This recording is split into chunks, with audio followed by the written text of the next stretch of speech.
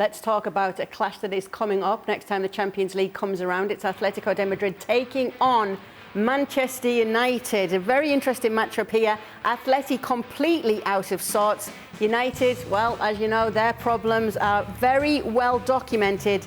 So there is a lot riding on this clash for both sides. For Atleti, we just don't know what we're going to get at the moment, do we, Ale? We don't know, and more importantly, they don't know. Atletico Madrid right now, if you had watched this team play over the years, you have an image ingrained in your brain. You have it imprinted. Well, at this point, what you need to do is forget about that. That's not happening, and it's not coming back anytime soon. This team cannot defend. They can't. They're stretched, they're disorganized, they're all over the place. They look more like a team that is getting together on a Sunday afternoon with friends and let's have some beers afterward. That's the sort of performance that Atletico Madrid is putting out there. That's how disorganized they are. And when in your brain you have that image imprinted of a team that is hard to beat, that is organized, that is physical, that is going to get on the tackle, that is going to challenge and is going to find a way to win, those things simply don't match up. And that is exactly what Diego Simeone is going through right now. What he's seeing on the field and what his brain is telling him are two completely different ideas. Somewhere in between is the struggle of Atletico Madrid. But the truth is that until they begin to defend a little bit better, or substantially better for that matter, they're not going to get results. Good thing is that they're playing against a team in Manchester United that they don't know themselves either. So there you go.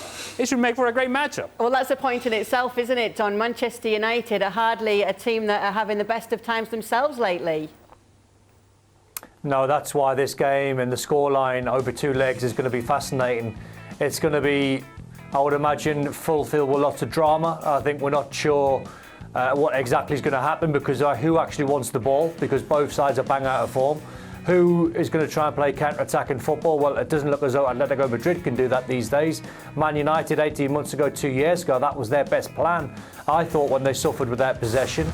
Now you're looking at a couple of teams that are just way out of form, and the Atletico Madrid, I think, is more of a mystery than I think the Man United one, where you look at Savic and you look at Jimenez and you look at Oblak and you look at Koke and the players that they've got, where you think they're not far away from what they used to be. The problem is, and I don't know why it's a problem, they've assembled all these fantastic players like Griezmann, like Thomas Lemar, like João Felix, like Rodrigo de Paul, where they're all brilliant on the ball.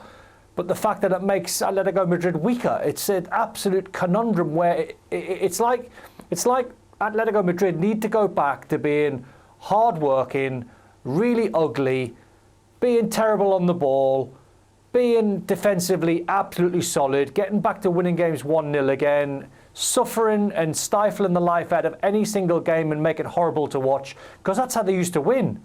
Now all of a sudden they've tried to change their style and their DNA, and you just go, they are miles away from what they used to be. It's an absolute conundrum. It really is. And going into this one, Manchester United are slight favourites, Sid. Given everything you've seen from Atleti, would you agree with that?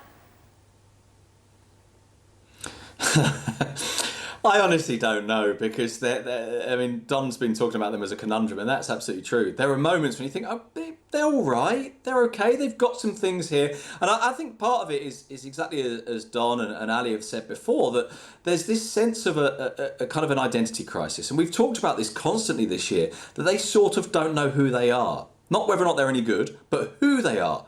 What approach do they want to have? How are they going to go about this? And obviously the hope, and you kind of cling to this, and Atletico fans will be doing this, is that the Champions League will somehow focus attention, will somehow give them a clean slate, will enable them to kind of start again. But it does feel like a team that wants to do certain things hasn't got the player that wants to do those things anymore.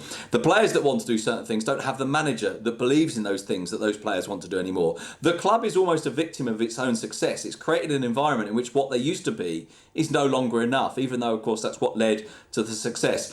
And you know, you asked a question about where does the balance lie in terms of favouritism for this game. I haven't seen enough of Manchester United to give you an answer on that. But even if I'd seen everything of United, I wouldn't be able to give you an answer.